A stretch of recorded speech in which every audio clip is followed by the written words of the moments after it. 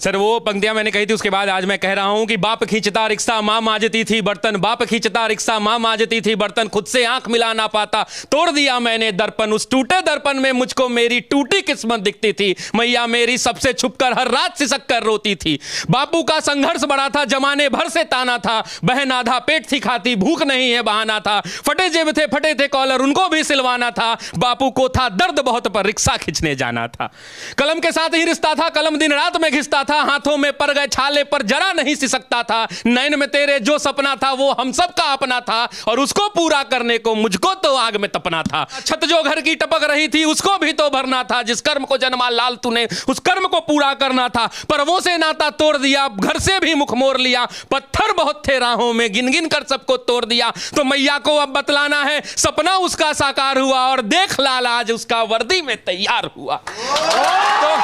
तो मां मैं अब तुमको बतला दूं,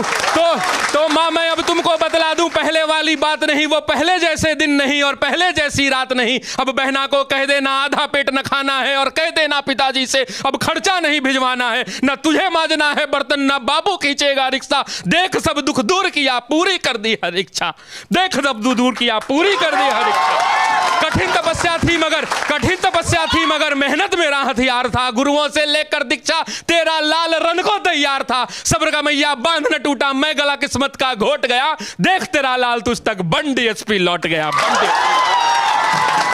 तो इसको बोलते समय और लिखते समय मैंने जाने कितने रातों को मैंने गवाया है हमने जी इसके पार्ट 2 के लिए, और बस उम्मीद यही है कि ये छात्र जो